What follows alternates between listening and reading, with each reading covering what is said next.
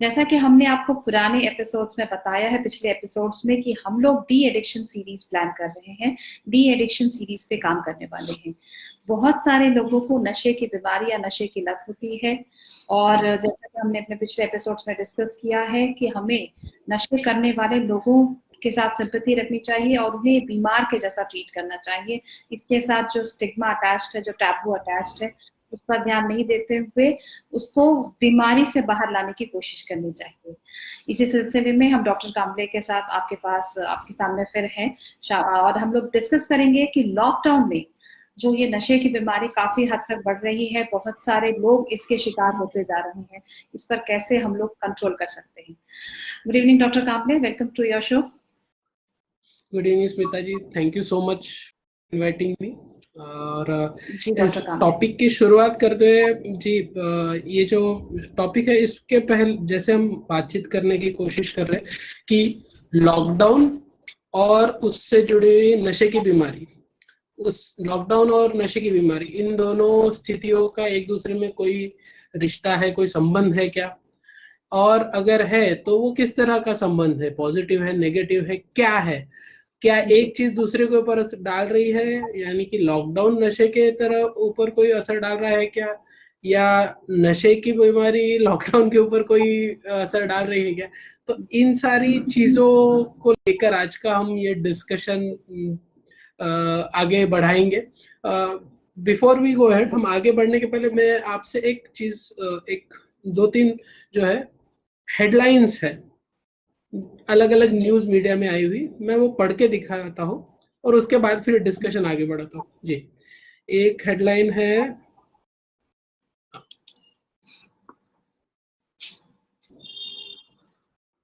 Dolly aunty ने Delhi CM से लगाई गुहार, ठेके खोलने की रखी बात। दूसरी है, महाराष्ट्र में शराब नहीं मिली तो पी लिया सैनिटाइजर, 7 मजदूरों की मौत। एक और हेडलाइन है, दिल्ली लॉकडाउन, शराब की दुकानों पर उमड़ी भीड़, वाइन शॉप पर लगी लंबी कतार। एक और हेडलाइन है, कोरोना काल में घर पर बैठे ऑर्डर करे शराब, इन ऐप्स से फटाफट हो जाएगा काम। तो ये अलग अलग हेडलाइंस है। इन हेडलाइंस को अगर आप सुनते हैं तो आपको क्या आइडिया मिलती है, मतलब क्या अंदाजा मिलता है, क्या रिएक्शन होगी। जैसे अगर वो जो पहली हेडलाइन थी कि डॉली आंटी ने दिल्ली सीएम से लगाई गुहार, ठेका खोलने की रखी बात, ठेके खुले रखने की रखी बात जी। तो ऐसी हेडलाइंस जब सुनते हैं आप एक इमीडिएट फर्स्ट रिएक्शन क्या है तौर पे?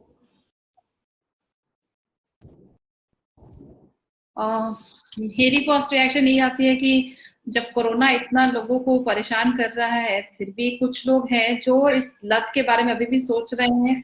यानी कि कहीं ना कहीं तो वो इस लत के इतने शिकार हैं कि उनको कोरोना से भी ज्यादा खतरनाक ये लग रहा है कि उनके पास अगर शराब नहीं होगी तो वो क्या करेंगे। यानी वो उस कोरोना से भी ज्यादा इस चीज से डर रहे हैं कि अगर उनका स्टॉक खत्म हो जाए या ऐसा कुछ हो जाए या दुकानें बंद हो जाए तो वो कैसे कंट्रोल कर पाएंगे अपने पे, क्योंकि उनको लगता है इससे बाहर आना बहुत ही मुश्किल है। ऐसा मैं सोचती हूँ। एग्जैक्टली जो हमारी पिछली बार जो चर्चा हुई थी उसमें भी हमने इस बात का जिक्र किया था, उसमें भी हमने ये चीज मेंशन की थी कि जो व्यक्ति नशे की बीमारी से पीड़ित होता है, जो एडिक्शन इलनेस में है, जो अल्कोहल डिपेंडेंस है, किसी भी तरह के नशे के पदार्थ के ऊपर निर्भरता वाले स्थिति में पहुंच चुका है, उसके लिए प्राथमिकता, प्रायोरिटी जो है वो नशे का पदार्थ हो जाता है।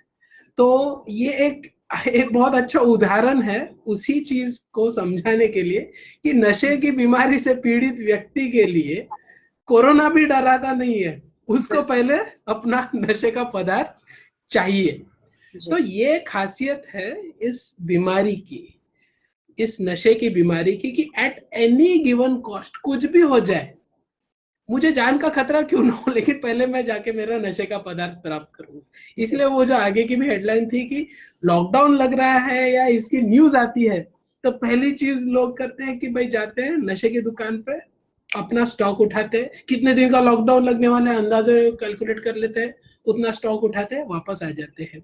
और फिर इसी से जुड़े हुए फोटोज आते हैं और वही न्यूज आती है।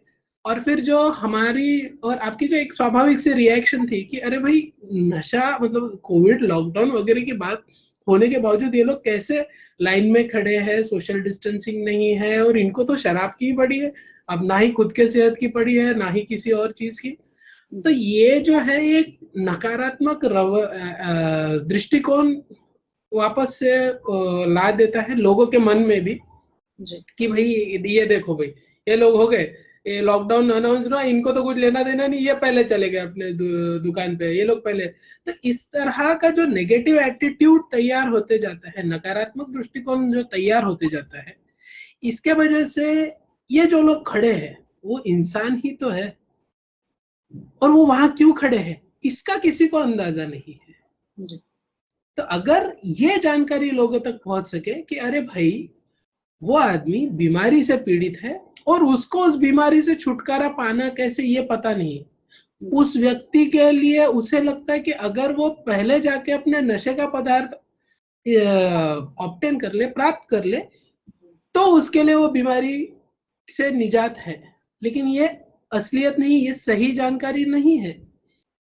अगर ये चीज लोगों तक पहुंचाई जाए, भले वो कतार में क्यों ना खड़े हो और उन लोगों तक भी जो कतार में नहीं खड़े हैं, दोनों तरह के लोगों के पास ये जानकारी पहुंचाई जाए कि नशे की बीमारी ये एक तरह की मानसिक बीमारी है और इसका इलाज करना जरूरी है। ये जानकारी जब तक नहीं पहुंचेगी तब तक ये ऐसे जो सीन्स है, ये दुकान बंद होने वाली है तो उसके अगले 3 दिन दुकान बंद है, किसी भी कारण लॉकडाउन है, नवरात्र है, या 15 अगस्त है, 26 जनवरी, ऐसे जो भी कुछ भी दिन है, उसके पहले लोग जाते हैं, अपना स्टॉक कलेक्ट करते हैं, माल कलेक्ट करते हैं, नशे का पदार्थ कलेक्ट करते हैं और चले जाते हैं। लेकिन अगर ये जानकारी लोगों को दी जाए कि भाई तुम ये समय इस्तेमाल कर सकते हो अपना फायदे के लिए, तो शायद इस बर्ताव में कुछ बदलाव आ सके। लेकिन ये जानकारी किसी के पास पहुंच नहीं रही है। अभी ये लॉकडाउन चल रहा है, अगर ये जानकारी, जैसे आपके माध्यम से ये जानकारी मुझे लोगों तक पहुंचाने का एक अच्छा मौका मिल रहा है, तो मैं ये जानकारी जरूर पहुंचाना चाहूंगा कि भाई ये जो लॉकडाउन है इसमें भले ही आपको शराब के पदार्थ नहीं मिले, लेकिन ये आपको एक अवसर भी देता है, एक अपॉर्चुनिटी देता है कि आप इस नशे की बीमारी से निजात पा सकते हो, छुटकारा पा सकते हो, और इस अपॉर्चुनिटी का, इस अवसर का फायदा उठाए।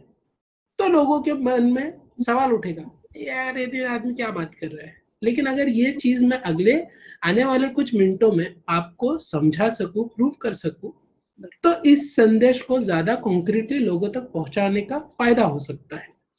तो जो हर बार होता है किसी भी नशे की बीमारी से पीड़ित व्यक्ति के जीवन में, वो ये कोई पहला मौका तो है नहीं कि भाई नशा नहीं मिलने वाला है इसके लिए वो बंद कर रहा है।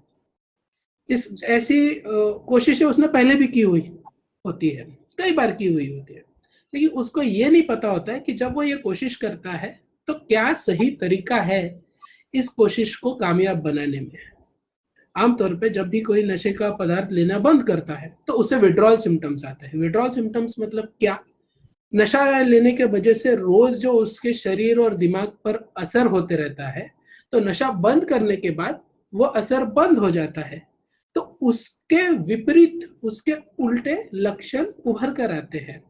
मतलब अगर कोई नशे के पदार्थ की वजह से, मुझे समझ लीजिए दिमाग सुस्त हो जाता होगा, तो मैं अगर ये नशे का पदार्थ लेना बंद करता हूं तो मेरा दिमाग उत्तेजित हो जाएगा, तेज हो जाएगा, लेकिन ये मेरे लिए विड्रॉल का सिम्टम है।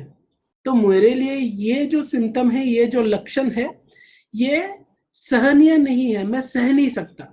और फिर अब मुझे ये लक्षण से डर लगता है, इसलिए मैं क्या करता हूँ, वापस मैं नशे का पदार्थ ले लेता हूँ। नहीं भाई, ये लक्षण नहीं चाहिए। तो अगर ये जानकारी लोगों तक पहुंचाई जा सके कि अरे भाई अगर तुम छोड़ते हो और ये ऐसे लक्षण आते हैं तो इसको दवाई के मदद से इन सारे लक्षण है, इलाज किया जा सकता है। और आपका जो डर है कि मैं ये लक्षणों को सह नहीं पाऊंगा, दवाई अगर मिल जाए तो इन सारे लक्षणों के ऊपर इलाज मौजूद है। और अगर आप इस फेज में, इस समय में अलग अलग पदार्थों का अलग अलग विड्रॉल का समय होता है। इस समय में अगर आप गुजर जाओ तो लंबे समय तक आप नशे के पदार्थ से दूर रहने के रास्ते पे आगे बढ़ सकते हैं। सो ये जानकारी अगर हम आज इस माध्यम से लोगों तक पहुंचा सके कि भाई विड्रॉल से डरो मत, आप ट्रीटमेंट लो। अगर आप ट्रीटमेंट लेते हो, शराब नहीं मिल रही, ब्राउन शुगर नहीं मिल रहा, गांजा नहीं मिल रहा, सिगरेट नहीं मिल रही, तंबाकू नहीं मिल रहा है, टेंशन मत लो, जो भी प्रॉब्लम आ रही है ना उसके लिए इलाज मौजूद है। तो प्लीज प्लीज प्लीज आप डरिए मत, आप बिंदास इस लॉकडाउन का पूरा फायदा उठाए और इस लॉकडाउन की मदद से अपनी शराब की बीमारी, अपनी कोई भी नशे की बीमारी के ऊपर एक अच्छा ये आपको अपॉर्चुनिटी, अवसर है इस बीमारी से निजात पाने का, दूर होने का, कंट्रोल में रखने का। तो अगर इस तरीके का मैसेज लोगों तक पहुंचा सके तो शायद ज्यादा पॉजिटिव, ये जो हम हमेशा कहते रहते हैं ना, पॉजिटिव बात करो, पॉजिटिव थिंकिंग रखो, पॉजिटिव सोचो, ये पॉजिटिव इधर उधर से कहीं मिलता नहीं है, कोई सिखाता नहीं है। तो हमारे दृष्टिकोण में पॉजिटिविटी एक दिन में तो आने वाली है नहीं। तो शायद आज आपने जो बेड़ा उठाया है कि लोगों तक ये वीडियो जो ऑनलाइन आप डॉक्टर से जुड़ रहे हो, लोगों तक पहुंचा रहे हैं, तो this is an effort actually in a positive way, कि एक्चुअली राइट इंफॉर्मेशन लोगों तक पहुंचा रहे हैं, सही लोगों के द्वारा मदद से ये पहुंचा रहे हैं। और दिस इज व्हाट इज, ये जो है ये एक्चुअल में पॉजिटिव आउटलुक या पॉजिटिविटी होती है। अनफॉर्चुनेटली, दुर्भाग्य से, ये जो कुछ भी हम सोशल मीडिया पे इतना देखते हैं, अलग अलग लोग लाइन में खड़े हैं, अगर कोई फीमेल खड़ी है तो औरतों का भी गला सूखता है, इसका भी ये होता है, मतलब ऐसे कुछ भी फालतू की चीजें। लेकिन एक आदमी भी कभी ऐसी चीज फॉरवर्ड नहीं करता है कि भाई अगर लाइन में खड़े नहीं रहना है तो डॉक्टर से सलाह ले लो और अगले बार ऐसी परेशानी से बचो। एक पॉजिटिव चीज बोल दो ना भाई, क्या दिक्कत है? तो लोगों को पता ही नहीं है इसके बारे में। सो दैट इज वाई ये जो क्या कहते हैं अवसर मिला है, अपॉर्चुनिटी मिली, तो इसका बहुत अच्छे से फायदा लोग उठा सकते हैं और ये जो नशे की बीमारी, इससे निजात पा सकते हैं।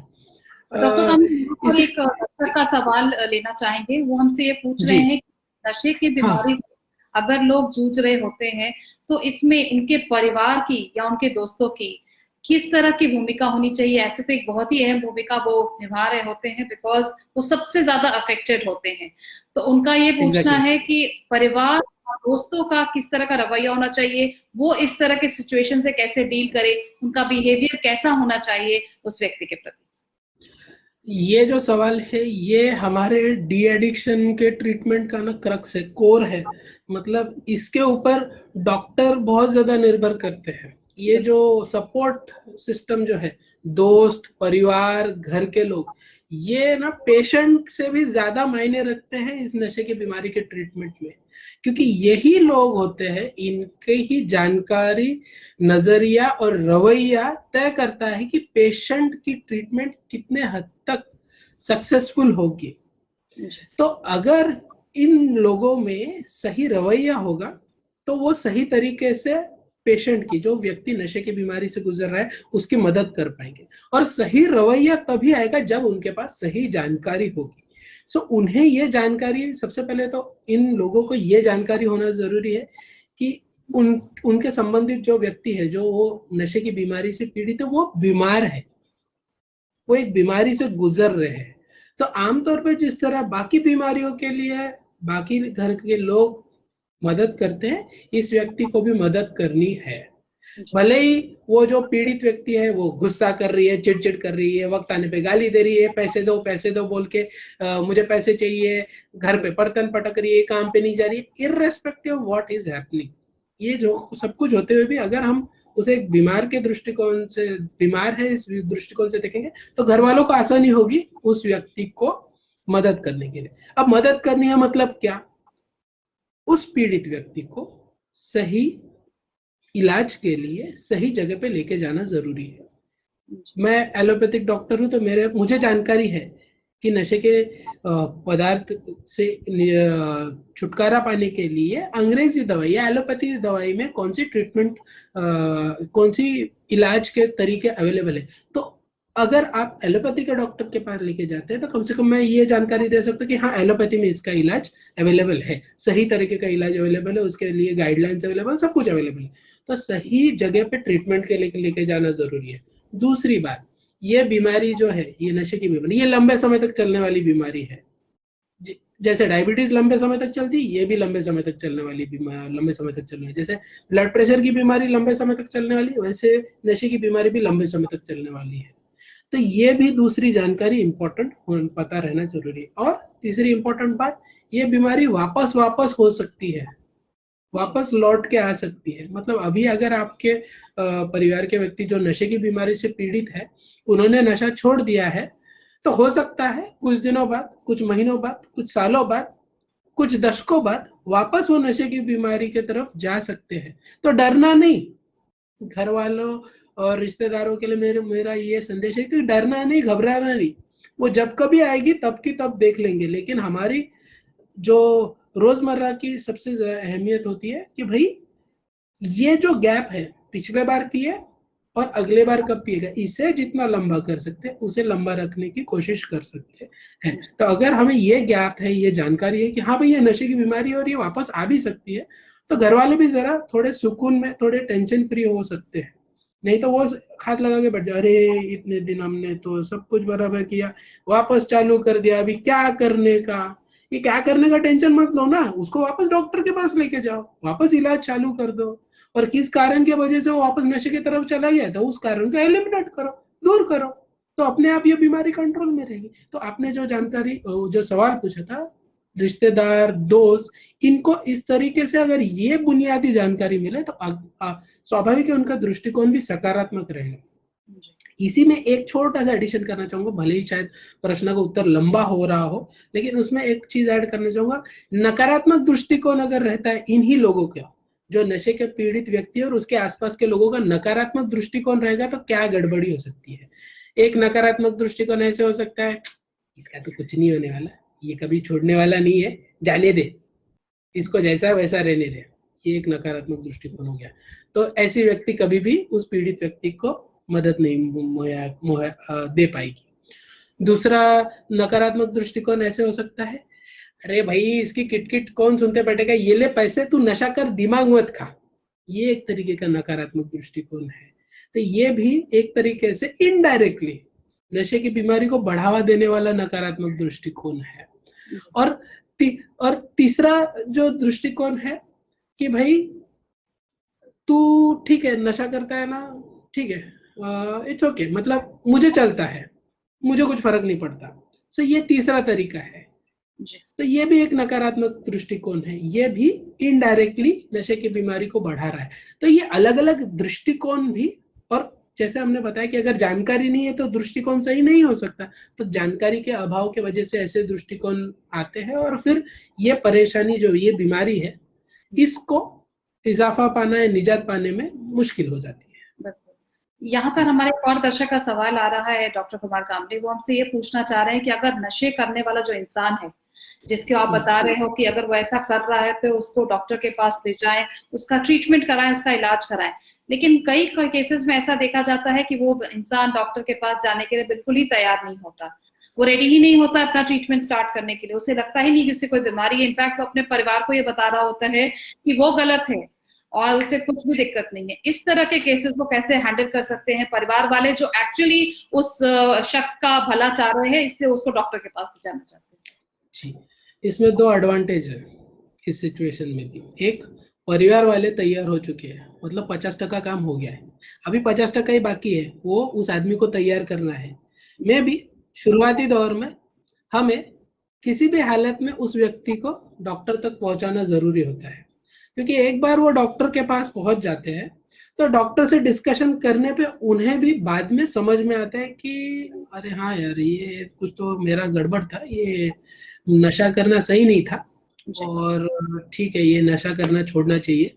अभी लोगों ने लेके आए, पहले बार तो लेके आए, और ये बहुत टिपिकल सिचुएशन है। ये मतलब ये जो आपने जो दर्शक ने पूछा है, ये बहुत आम है। तो शुरुआती दौर में शायद थोड़ा डॉक्टर के पास लेके जाने में मुश्किल आए भी, लेकिन जैसे जैसे ट्रीटमेंट लागू होती है और धीरे धीरे उस व्यक्ति को चीजें समझ में आने लगती कि अरे यार मैंने नशा छोड़ दिया है, भले ही मेरे को दवाइयाँ वगैरह खिला रहे थे, अभी दवाई खाने के बाद उसको भी ये चीज रियलाइज होती है कि अरे हाँ यार, मैं सोचता था कि ये छोड़ना बहुत मुश्किल है, लेकिन ये जब से मैंने ट्रीटमेंट चालू किया मुझे हाँ ये आसान है, क्योंकि उसे वो जो विड्रॉल का डर है, जो मैंने जब भी पहले शुरुआती तो समझाया था, वो विड्रॉल के डर से कैसे इजाफा पाया जाए, उसे निजात पाया जाए, उसे पता नहीं था। लेकिन अब जब ट्रीटमेंट चलती है तो उसका वो जो डर है कि अरे विड्रॉल है तो क्या होगा, विड्रॉल है तो कुछ डरने की बात नहीं है, तुझे ऑलरेडी दवाई दे चुके हैं, तो वो विड्रॉल का फेज जो है, विड्रॉल का दौर है, उसमें से आगे बढ़ जाता है। फिर उसे तलब आने की जो दिक्कत होने वाली होती है, उस पर भी दवाई के मदद से कंट्रोल में आना पॉसिबल हो जाता है, आसान हो जाता है। तो उसको वो भी जो परेशानी है, तलफ जो आती रहती है, क्रेविंग जो आती रहती है, उसके ऊपर भी इजाफा मदद मिल जाती है। तो उससे धीरे धीरे रियलाइज होने लगता है कि नहीं यार, बगैर नशे के भी जिंदगी में जी सकता हूँ जी। और इसके लिए ये जो तरीका है इलाज का, तो धीरे धीरे भले ही शुरुआत में हमें मुश्किल आएगी, बिल्कुल आएगी, ये यूनिवर्सल ट्रूथ है कि शुरुआत में कई लोगों को मुश्किल जाती है नशा छोड़ने में। वो बोलते हैं कि नहीं नहीं, मैं तो नशा, मुझे कुछ तो हुआ नहीं है, तुम लोगों को ही ज्यादा प्रॉब्लम है, तुम्हारे वजह से। ये जो है ना, ये गलत सोचने के तरीके हैं। इन्हें अलग अलग मतलब इसे कुछ हद तक कारण बताते हैं, उसे रैशनलाइजेशन देते हैं, जस्टिफाई करते हैं कि हाँ मैं जो कर रहा हूँ वो सही है, या फिर मिनिमाइजेशन करते हैं। मिनिमाइजेशन मतलब भले ही एक क्वार्टर पीता होगा तो भी हो सकता है ज्यादा थोड़ी, एक ही क्वार्टर पी रहा हो, मतलब भले क्वांटिटी 180 ml, बड़ी क्वांटिटी है, बड़ी मात्रा है, नहीं उसको भी वो नहीं, इतनी सी तो लेता हूँ, कुछ नहीं, शाम को एक बार लेता हूँ, दिन भर थोड़ी पीते रहता हूँ, वो पी के ऐसा कुछ में नाली में गिरा था। ये ऐसे जो खुद ही को बहलाने फुसलाने वाले जो विचार होते हैं, ये इस तरह के जस्टिफिकेशंस देते हैं। तो ये अड़चने आने के बावजूद पहल पहल अगर घर वालों ने की है तो ऑब्वियसली आगे चल के भविष्य में उस व्यक्ति को बहुत फायदा होता है। तो आशा करती हूँ हमारे दर्शकों को उनके सवालों के जवाब जरूर मिले होंगे। ये बिल्कुल सही है कि जो परिवार है वो बहुत मुश्किल दौर में गुजर रहे होते हैं और उनको संभालना मुश्किल होता है और उसमें बहुत सारी चीजें आती हैं। और लेकिन सबसे इम्पोर्टेंट है, कई बार जो नशा करने वाला व्यक्ति होता है वो भी ये नहीं समझ पाता कि उसमें उसको छोड़ने की हिम्मत है, और शायद करने के बाद उससे ये एहसास होने लगता है कि हाँ ये बिल्कुल ही पॉसिबल है। एक और सवाल है कि पहले आप जैसे कि अगर आपको पहले दिखा चुके हैं जो भी पेशेंट्स होते हैं, बट फिर से वही इंसान वैसा ही करते हैं जैसा कि वो पहले कर रहे होते थे, ये मतलब कि आपको दिखाया, डॉक्टर्स को भी दिखाया और उस इंसान में काफी हद तक बदलाव भी आए, लेकिन कुछ दिनों बाद वो वापस पुराने ट्रैक पे चले जाते हैं या वापस नशा करना शुरू कर देते हैं, कोई खास इंप्रूवमेंट नहीं होता है, बिल्कुल भी नहीं होता है। तो ऐसे केस में क्या करें? जी, इम्प्रूवमेंट हुआ है, हमने वो समय देखना जरूरी है जब उसने नशा छोड़ा था, वो हमारा इम्प्रूवमेंट पीरियड था। इम्प्रूवमेंट हुआ नहीं है ऐसी बात नहीं, इम्प्रूवमेंट है, उसने कुछ समय नशे के बगैर बिताया है, ये हमारे लिए गेन है, ये हमारा अचीवमेंट है। हाँ, वो वापस नशे की तरफ जाएगा, मैंने पहले ही बताया था, ये जो बीमारी है लंबे समय तक चलने वाली बीमारी है और वापस वापस घूम के आने वाली बीमारी है। तो अगर वापस वो फिर से पहले की तरह करने लगा तो टेंशन लेने का नहीं, वापस इलाज चालू करने का, वापस उसको डॉक्टर के पास लेके जाओ, वापस उसको काउंसलर्स के कांटेक्ट में लाओ, वापस उसको उसके सपोर्ट ग्रुप पे लाओ। तो ये सारी चीजें वापस से शुरू करो। अगर एक सिंपल सा उदाहरण देता हूँ, बहुत बार मैंने एक्सप्लेन किया है, बार बार ये उदाहरण दिया, लेकिन वापस एक और बार मैं इसे इजी बनाने के लिए, इस सिचुएशन को इजी तरीके से समझाने में आसानी हो, इसलिए एक एग्जांपल देता हूँ। जैसे ब्लड प्रेशर, ये बीमारी एक लंबे समय तक चलने वाली बीमारी है, ये आपको और मुझे पता है। अगर ब्लड प्रेशर की दवाइयाँ सही तरीके से नहीं खाई तो आमतौर पे या तो हार्ट अटैक जैसे कॉम्प्लिकेशन हो सकते हैं या फिर पैरालिसिस, स्ट्रोक होने के कॉम्प्लिकेशन हो सकते हैं। अभी समझ लीजिए आपके पास एक पेशेंट आया, वो ब्लड प्रेशर की दवाई खा रहा है और उसको हार्ट अटैक आ गया, तो हम क्या करेंगे अगर उसको हार्ट अटैक आता है तो? उसको बिल्कुल डॉक्टर के पास ले जाएंगे, या उसको जो भी इमीडिएट ट्रीटमेंट है वो देंगे। हाँ, उसको तुरंत ट्रीटमेंट लेके गए, ठीक है। उसका आपने ट्रीटमेंट किया बढ़िया, वो 10-15 दिन या 7-8 दिन उसको हॉस्पिटल में रखना पड़ा, रखा, इमरजेंसी है, आईसीयू, जो कुछ है सब कुछ किया। उसके बाद फिर उसको डिस्चार्ज कर दिया, और उसके बाद फिर डॉक्टर ने कहा कि भाई आप दवाई लेते रहो और कंटिन्यू रखो मेडिसिन। फिर मेडिसिन कंटिन्यू रखी। एक कुछ साल बीत गए, उसके बाद उसको वापस हार्ट अटैक आया। अब आप क्या करोगे?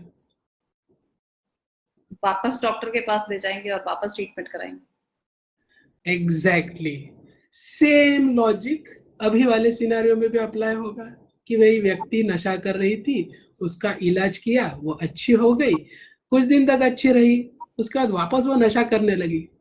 तो वापस जिस तरह वापस हार्ट अटैक आया तो हमने क्या किया भाई, चलो डॉक्टर के पास।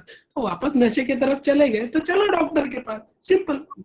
सो ये इस बीमारी की खासियत है, और ये आम तौर की लंबे समय तक चलने वाली बीमारियों के जैसी ही है, लंबे समय तक चलेगी और बार बार वापस आ सकती है।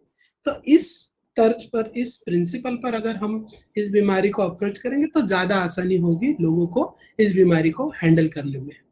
जी डॉक्टर कामले, आपने अपने एक्सपीरियंस में काफी पेशेंट्स को देखा होगा जो बार बार आपके पास वापस आ रहे होते हैं, तो इस तरह के पेशेंट्स का जनरली रेशियो क्या होता है जो एक बार ट्रीटमेंट कराने के बाद ठीक भी हो गए लेकिन उन्होंने वापस नशे की आदत शुरू कर दी और उनके परिवार वाले आपको वापस उनके पास लेके आ रहे होते हैं? ठीक है, रेशो की बात अगर मैं कहने लगूं तो वो वापस आए ना आए, मैं अपेक्षा करता हूं कि शायद ये वापस नशे की बीमारी में जाके वापस आएगा। मैं ऑलरेडी तैयार रहता हूँ। मेरे लिए इम्पोर्टेंट पार्ट क्या होता है कि भाई पिछले बार उसने जब नशा लिया था और वो अगले बार जब लेगा, इसके बीच का जो सफर है, इसमें मैं उसके साथ जरूर हूँ। ये जो अंतराल है इसमें मैं उसके साथ रहूं, और इस समय में उसको जो भी परेशानी आती है जिसके वजह से वो वापस नशे की तरफ जा सकता है, उसको मैं उसकी कैसे मदद करूं उस परेशानी से निजात पाने के लिए। ये कोई भी परेशानी हो सकती है, पैसे का टेंशन हो सकता है, या बीवी के साथ झगड़ा हो गया ऐसा कोई टेंशन हो सकता है, नौकरी चली गई ऐसा कोई टेंशन हो सकता है, बेटी की शादी है ऐसा कोई टेंशन हो सकता है, खुद को गुस्सा कंट्रोल नहीं होता ऐसा कोई परेशानी हो सकती है। तो ये अलग अलग जो परेशानियां हैं, मेरा जो फोकस होता है इन सारी परेशानियों में उसके साथ उसको इन परेशानियों के ऊपर मात कैसे करूं, इस पर क्या मदद मुहैया करा सकता हूं, ये हमारा जो है वो बेसिकली एम रहता है। तो ऑलमोस्ट ये प्रपोर्शन तो ऐसे मैं एक आंकड़ा नहीं दे सकता हूँ कि इतने प्रतिशत लोग रिटेन होते हैं, इतने प्रतिशत नशे में वापस चले जाते हैं, इससे कोई फर्क नहीं पड़ता। ये यूनिवर्सल ट्रूथ है कि नशे की बीमारी वापस आने वाली है, आने की तो आने दो, कोई टेंशन नहीं, लेकिन वो किस कारण के वजह से है, क्या मैं उस कारण को टाल सकता हूँ? अगर वो टाल सकता हूँ वो कारण, तो ये मेरा जो है ये मुख्य लक्ष्य होता है कि ये कारण मैं टालने में मदद कर सकता हूँ। कोई भी कारण हो सकता है, ये लॉकडाउन लग गया, नौकरी चली गई, ये एक कारण हो सकता है। सो क्या मैं इस दरमियान उसका कुछ कनेक्शन करके दे सकता हूँ, या उसे कैसे स्टेबलाइज कर सकता हूँ? जैसे हम कई बार लोगों को सलाह देते हैं कि आप सपोर्ट ग्रुप से भी जुड़े हुए रहे, जैसे अल्कोहलिक्स एनोनिमस है, नार्कोटिक्स एनोनिमस है, ये सपोर्ट ग्रुप्स है। तो अगर लॉकडाउन के दरमियान उन्हें दिक्कतें आ रही है, टेंशन आ रहा है, तो इन सपोर्ट ग्रुप से वो मोबाइल के द्वारा भी जुड़े हो सकते हैं, वर्चुअली भी जुड़े रह सकते हैं, और ये सपोर्ट ग्रुप्स उन्हें मदद करते हैं कि भाई तुझे टेंशन आया, तुझे कोई भी परेशानी है, तो नशे की बीमारी की तरफ कैसे ना लौटते हुए तू इन परेशानियों से निजात पा सकता है, कैसे अपने आप को मेंटली स्टेबल रख सकते हैं। तो ऐसे मतलब अलग अलग अलग लेवल पे हमें मदद मुहैया करानी पड़ती है। डॉक्टर्स या एज ए साइकेट्रिस्ट मैं दवाइयों की मदद कर सकता हूँ, काउंसलिंग की मदद करता हूँ। इसके अलावा अलग से सोशल वर्कर होते हैं, वो भी पारिवारिक तौर पर स्टेबिलिटी लाने में, पारिवारिक समस्याओं में सुधार लाने में मदद करते हैं। और जो काउंसलर्स है, साइकोलॉजिस्ट है, उनकी भी मदद ली जाती है। और स्पेसिफिक अगर और कोई थेरेपीज की जरूरत पड़ती है तो वो भी मदद है। अलग अलग स्तर पर इनको मदद मुहैया कराना जरूरी होता है।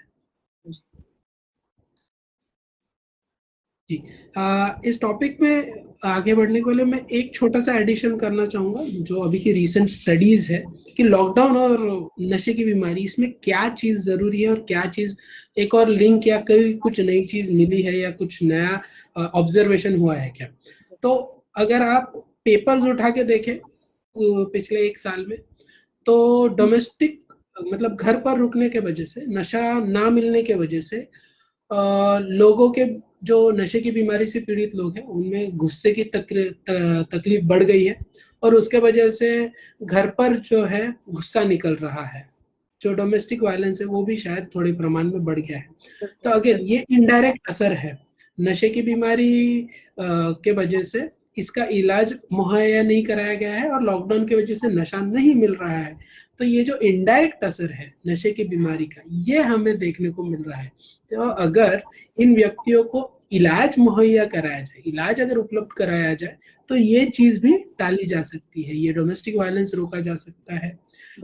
तो ये जो इनडायरेक्ट इम्पैक्ट है, इसके बारे में भी थोड़ी जागरूकता लोगों के बीच में अगर हम पहुंचा रहे हैं आज इस प्लेटफॉर्म के जरिए, तो ये बहुत इंपॉर्टेंट मैसेज समाज में लोगों तक पहुंच रहा है। जी। जैसे आपने कहा कि डोमेस्टिक वायलेंस और इनफैक्ट खासकर बच्चों पे और महिलाओं पे इस लॉकडाउन के बहुत सारे ऐसे स्टडीज और रिपोर्ट्स आए हैं कि उन पे जो केसेस ऑफ अब्यूज हैं वो काफी हद तक बढ़ गए हैं, क्योंकि दो वजहों से। एक तो जो नशा कर रहे हैं लोग, उन्हें वो मिल नहीं रहा और शायद वो इसको कंट्रोल नहीं कर पा रहे हैं, जिसकी वजह से वो ज्यादा। दूसरे जिन्हें मिल रहे हैं और वो घर पे ही हैं, और वो चूंकि अब परिवार सामने है और बच्चों पे सबसे ज्यादा इसका दुष्प्रभाव पड़ रहा होता है, तो जनरली जो परिवार वाले होते हैं, फैमिली फ्रेंड्स होते हैं, वो उन्हें मना करते हैं, जिसकी वजह से वो और इरिटेट होते हैं और अपना गुस्सा बच्चों पे और अपने परिवार पे निकालते हैं। लेकिन कहीं ना कहीं जैसा हम लोग ने बहुत शुरू में डिस्कस किया था कि ये एक विशियस सर्कल है। आपको नशे के पदार्थ के सेवन की आदत हो गई है, आपको वो चाहिए ही नहीं मिल रहा है, तो फिर आप वापस परेशान हो रहे हो। और इस सर्कल को तोड़ने का मुझे लगता है सिर्फ एक रामबाण ये है सकता है कि आप अपने डॉक्टर को अप्रोच करें और वो कहीं ना कहीं एक इंटरवेंशन लाए, कुछ ना कुछ ऐसा करे कि जिसकी वजह से इस सर्कल को तोड़ा जा सके। आप क्या कहेंगे डॉक्टर? एग्जैक्टली, बिल्कुल बिल्कुल। इस इंटरवेंशन, इस चक्रव्यूह को भेदने के लिए जो हमारे पास वो है, अपने सपोर्ट ग्रुप से जुड़ जाइए, तो से जरूर जुड़िए। दूसरी बात, मतलब ऐसे सपोर्ट ग्रुप से जुड़ना जरूरी है। और दूसरी बात, डॉक्टर से भी जुड़िए, साइकेट्रिस्ट से जुड़िए, नशा मुक्ति स्पेशलिस्ट से जुड़िए, जो आपको इन परेशानियों से दवाई की मदद से निजात पाने में मदद करेंगे। और अपने काउंसलर्स से भी जुड़िए। अब ये सारी जो चीजें हैं आप घर के बाहर निकल के हो सकती है क्या, अभी के तारीख में नहीं मुमकिन है, लेकिन क्या ये ऑनलाइन अवेलेबल है? जी हाँ, ये ऑनलाइन भी अवेलेबल है। कम से कम आप बातचीत तो शुरू कीजिए, कम से कम काउंसलर से तो जुड़िए और शुरुआत तो कीजिए। क्या परेशानी आ रही है आप एटलीस्ट शेयर कीजिए, क्या परेशानी है, उसको किस तरीके से उसके ऊपर क्या मदद मुहैया कराई जा सकती है, वो एक पहल तो शुरू होना जरूरी है। तो इस लॉकडाउन को हम एक सकारात्मक दृष्टिकोण, पॉजिटिविटी निकालना है ना, तो ये होती है पॉजिटिविटी कि भाई I will take this as an advantage कि मैं अपना नशा बंद कर दूं। तो इन अलग अलग माध्यमों से जरूर जुड़िए। मेरी सभी जो भी नशे की बीमारी से पीड़ित व्यक्ति है या उनके घर वाले हैं जो इस ब्रॉडकास्ट को देख रहे हैं, उन सभी से ये गुजारिश है कि आप प्लीज ऑनलाइन में भी सर्च कीजिए। भले आप फिजिकली सेंटर्स पे नहीं जा सके, फिजिकली वहां उन जगहों पे नहीं पहुंच सकते, ये ऑनलाइन भी बहुत सारी सर्विसेज अवेलेबल है जिसके द्वारा आप नशे के पदार्थ से दूर होने के लिए लोगों से जुड़ सकते हैं, साइकेट्रिस्ट से जुड़ सकते हैं, साइकोलॉजिस्ट से जुड़ सकते हैं, अलग अलग ऑनलाइन प्लेटफॉर्म से जहाँ पे शेयरिंग मीटिंग होती है, ऐसे माध्यमों से जुड़ सकते हैं। और इस परेशानी से दूर होने के लिए आप पहल कर सकते हैं, शुरुआत कर सकते हैं। जब कभी लॉकडाउन खुल जाता है आगे चलकर, तो आप ऑब्वियसली फिजिकली भी पहुंच सकते हो इन सारी सर्विसेज के पास, लेकिन आज के दायरे में कम से कम शुरुआत तो करो, फिर देखेंगे आगे कैसे कैसे क्या क्या परेशानी होती है, उसका तब जरूर सामना करेंगे। अभी तो परेशानी में हो ही ना, तो इससे ज्यादा बदतर क्या हो सकता है, शुरुआत कर दो।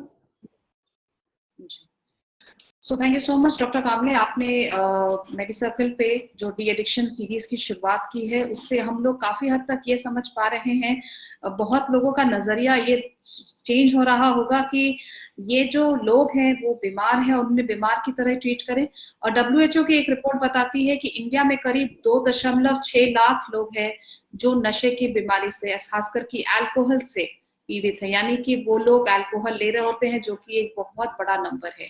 और साथ ही साथ एक और WHO रिपोर्ट ये बताती है कि करीब 11 साल में जो अल्कोहल कंजम्पशन है इंडिया में वो डबल हो गया है, यानी कि बिल्कुल ही 2 गुना हो गया है। यानी कि बहुत सारे लोग जो हैं वो नशीले पदार्थों का सेवन करते चले जा रहे हैं। इसमें कई हद तक मीडिया भी इन्वॉल्व है, बिकॉज बहुत सारे ऐसे एडवर्टाइजमेंट्स और ऐसे आते हैं जिसको देख के लोग फील करते हैं, खासकर जो यंग पीपल होते हैं, उन्हें लगता है कि इससे उनकी कुछ पर्सनालिटी बन रही है, या वो सोसाइटी स्टेटस समझते हैं, इसको सोशल स्टेटस समझते हैं। यहाँ पर एक पत्रकारिता के माध्यम से या जर्नलिज्म के माध्यम से एक प्लेटफॉर्म, मीडिया प्लेटफॉर्म होने के नाते मेडी सर्कल एक ऐसा पहल करना चाहता है कि मीडिया उसके दुष्परिणाम दिखाए, ये नहीं कि और उसे एक बीमारी की तरह ही दिखाए, उससे जुड़े हुए स्टिग्मा को दूर करे। हमारी इस चैनल के थ्रू, मेडी सर्कल चैनल के थ्रू यही पहल रहती है, यही उद्देश्य रहता है कि हम ज्यादा से ज्यादा लोगों तक इस मैसेज को पहुंचा सके कि जो लोग नशे का सेवन कर रहे हैं वो बीमार है, उन्हें बीमार के जैसा ट्रीट करें, और साथ ही साथ उससे होने वाले जो दुष्परिणाम है, उनके परिवार, उनके बच्चे, उनके दोस्त, उनके जो रिश्तेदार हैं, वो किस तरह की मुसीबतों का सामना कर पा रहे होते हैं, उसको भी उजागर करें, ताकि जो लोग इस नशे के बीमारी में अगर फंस रहे हैं या उन्हें वो काफी ल्योरिंग लग रहा है तो वो उससे बच के रहे। कई बार मीडिया जिस तरह से चीजों को प्रेजेंट करता है, लोग उससे काफी हद तक प्रभावित होते हैं, लोग उसको देख करके अपने जीवन की राय बनाते हैं, बहुत बार वो अपने डिसीजंस चेंज करते हैं।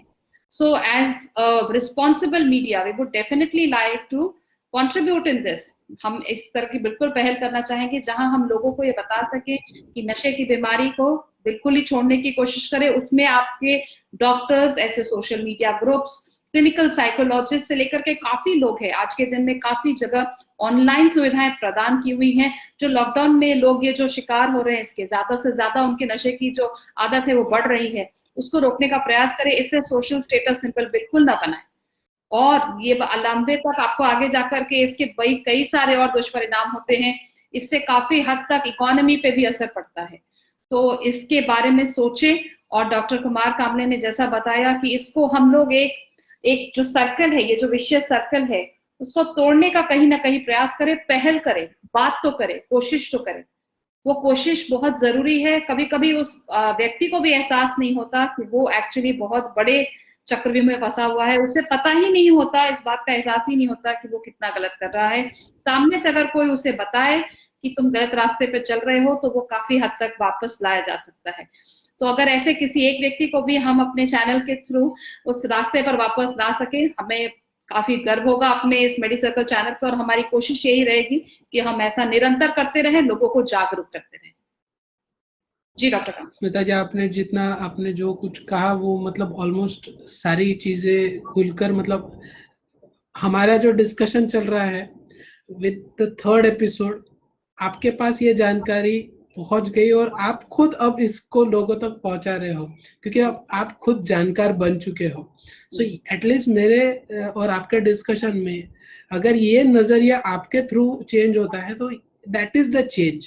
ये है चेंज की शुरुआत, कि एक व्यक्ति के नजरिए में चेंज आता है तो आपको, आपसे जो जुड़े हुए लोग हैं जो आज इस कार्यक्रम को देखेंगे, उनको तक ये चीज पहुंचेगी, हाँ भाई मैं इस व्यक्ति को जानता हूँ और ये व्यक्ति अगर कन्विंस हुई है तो शायद ये जानकारी सही है और इससे मेरे दृष्टिकोण में भी बदलाव आएगा। तो ये एक चेन की तरह लोगों तक पहुंचेगा और ये जो पॉजिटिव दृष्टिकोण है ना, पॉजिटिव चेंज इन लाइफ, इसको लाने में बहुत बहुत बड़ा एक, भले ही ये एक छोटी सी एफर्ट है लेकिन बहुत बड़ा योगदान लोगों के बीच पहुंचाएगा। So actually congratulate you for taking up the initiative. ये पहल लेने के लिए मैं आपको अभिनंदन देना चाहूंगा कि आपने ये पहल ली है, बहुत ही अच्छी एफर्ट है। Thank you so much doctor Kamle. और आप इसी तरह से हमारे शो पे बने रहे, इस तरह से किसी ना किसी दिन हम इंडिया को जरूर नशे से मुक्त कर पाएंगे। धन्यवाद।